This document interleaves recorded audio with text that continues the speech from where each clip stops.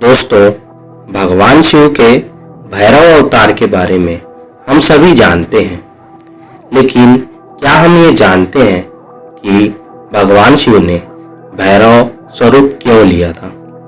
वह रहस्य क्या है जिससे भगवान शिव ने भैरव स्वरूप को धारण किया था?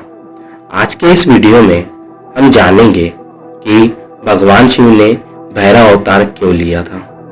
वीडियो को शुरू करने से पहले अगर आप हमारा यह वीडियो देख रहे हो तो हमारे वीडियो को लाइक कर दीजिएगा, हमारे चैनल को सब्सक्राइब कर दीजिएगा, बेल आइकन पर भी क्लिक कर दीजिएगा ताकि आने वाले ऐसे वीडियोस की अपडेट आप तक आती रहे। भगवान शिव के उग्र स्वरूप को काल भैरव के नाम से जाना जाता है, लेकिन भोलेनाथ कहे जाने वाले महादेव को क्यों इतना क्रोध आया और कैसे यह क्रोध शांत हुआ था? आइए हम जानते हैं कि काल भैरव की उत्पत्ति का रहस्य क्या है। काल भैरव को भगवान शिव के उग्र स्वरूप के विषय में जाना जाता है, लेकिन भगवान शिव ने क्यों लिया था यह स्वरूप? आइए उस बारे में जानते हैं। हिंदू धर्म में देवी देवताओं के विभिन्न अवतारों का जिक्र किया गया है, जिनमें से ज्यादातर अवतार भगवान विष्णु और शक्ति के हैं। वैसे भगवान शिव के भी विभिन्न अवतारों का उल्लेख कहीं कहीं मिलता है। आज हम आपको भगवान शिव के भीषण अवतार भैरव से अवगत कराएंगे, जिन्हें उनके भक्त अपना रक्षक मानते हैं। भैरव और भैरव को तांत्रिक और योगियों का इष्ट देव कहते हैं।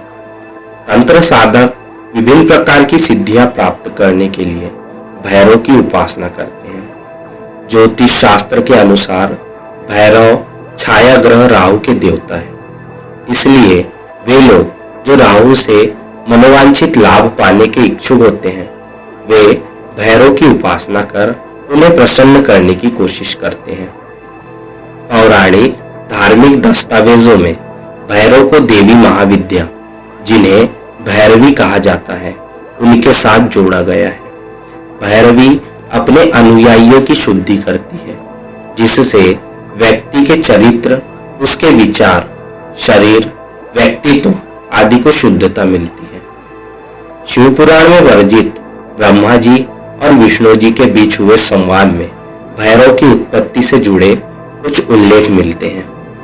एक बार भगवान विष्णु ने ब्रह्मा जी से पूछा कि इस ब्रह्मांड का श्रेष्ठतम रचनाकार कौन है।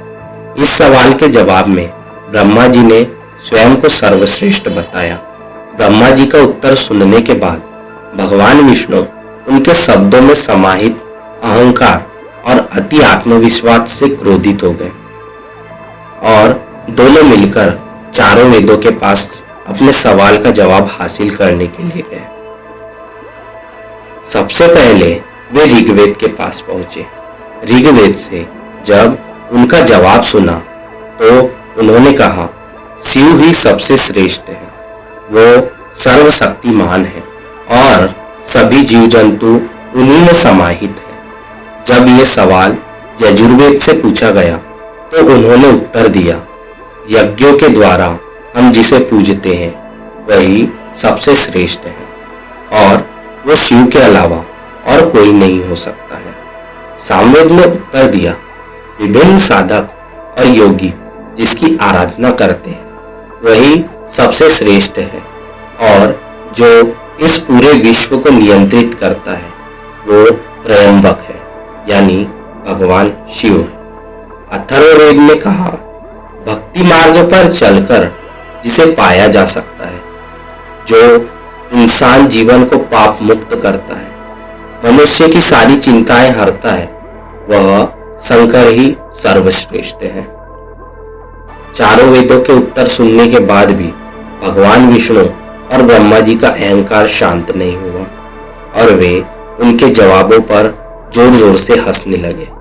इतने में ही वहां दिव्य प्रकाश के रूप में महादेव आ पहुंचे। शिव को देखकर ब्रह्मा जी का पांचवा सिर क्रोधाग्नि में जलने लगा। उसी वक्त भगवान शिव ने अपने अवतार की रचना की और उसे काल नाम देकर कहा कि ये काल यानी मृत्यु का राजा है। वह काल या मृत्यु का राजा कोई और नहीं, शिव का अवतार भैरव ही था। ब्रह्मा के क्रोध से जलते सिर को भैरव ने धड़ से अलग कर दिया। इस पर भगवान शिव ने भैरव से सभी तीर्थ स्थानों पर जाने के लिए कहा ताकि उन्हें ब्रह्म हत्या के पाप से मुक्ति मिल सके।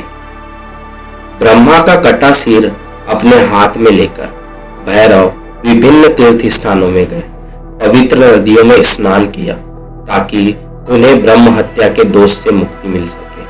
परंतु उन्होंने देखा कि ब्रह्म हत्या का पाप हर जगह उनका पीछा कर रहा है।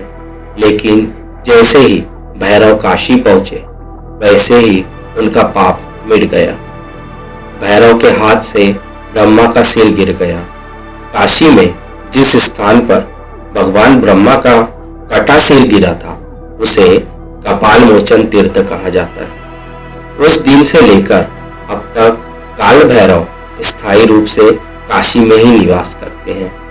ऐसा माना जाता है जो भी व्यक्ति काशी यात्रा के लिए जाता है या वहां रहता है उसे कपाल मोचन तीर्थ अवश्य जाना चाहिए। तो दोस्तों, यह थी भगवान शिव के स्वरूप भैरव की उत्पत्ति से जुड़ी कथा।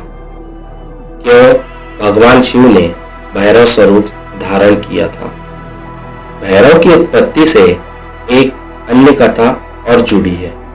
राजा दक्ष की पुत्री सती मन ही मन भगवान शिव को अपना पति स्वीकार कर चुकी थी, लेकिन उनके पिता किसी भी रूप में शिव के साथ अपनी पुत्री का विवाह करने के लिए राजी नहीं थे। परंतु सती ने अपने पिता की इच्छा के विरुद्ध जाकर शिव से विवाह किया था, जिससे राजा दक्ष अत्यंत क्रोधित हो उठे थे। शिव का अपमान करने के उद्देश्य से राजा दक्ष ने एक यज्ञ का आयोजन किया और उसमें भगवान शिव और सती को आमंत्रित नहीं किया था। बिना निमंत्रण के सती यज्ञ में पहुंची, जहां राजा दक्ष ने शिव का अपमान किया। इस अपमान से सती बहुत क्रोधित हुई और उन्होंने उसी यज्ञ की अग्नि में कूदकर अपनी जान दे दी।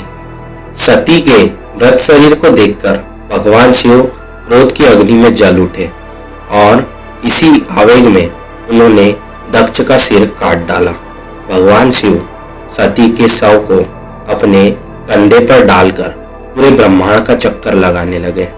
निराशा और क्रोध के बीच वह अनियंत्रित हो उठे थे। ऐसे में भगवान विष्णु ने अपने सुदर्शन चक्र से सती के शव को टुकड़ों में विभाजित कर दिया। जहां जहां सती के धड़ के टुकड़े गिरे वे शक्तिपीठ बन गए। कहा जाता है आज भी भगवान शिव भैरव के अवतारों में उन शक्तिपीठों की रक्षा करते हैं। अपने शत्रु पर विजय पाने, भौतिक सुविधाएं हासिल करने और हर क्षेत्र में सफलता पाने की कामना करने वाले लोग भैरव की उपासना करते हैं। ऐसा माना जाता है भैरव को प्रसन्न करना बहुत आसान है। वह अपने भक्तों की आराधना से बहुत ही जल्दी संतुष्ट हो जाते हैं।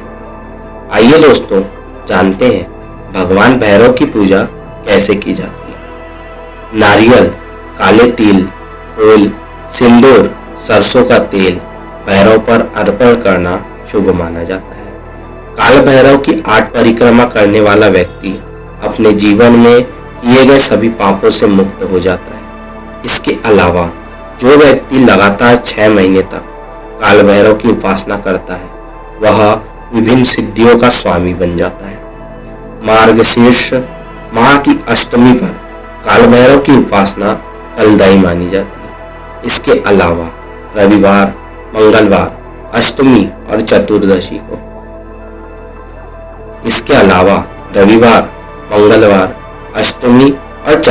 को भी भैरव की आराधना करने का प्रावधान है। तो दोस्तों, यह थी भगवान शिव के भैरव स्वरूप धारण करने की कथा और वह रहस्य कि भगवान शिव ने क्यों भैरव स्वरूप धारण किया था।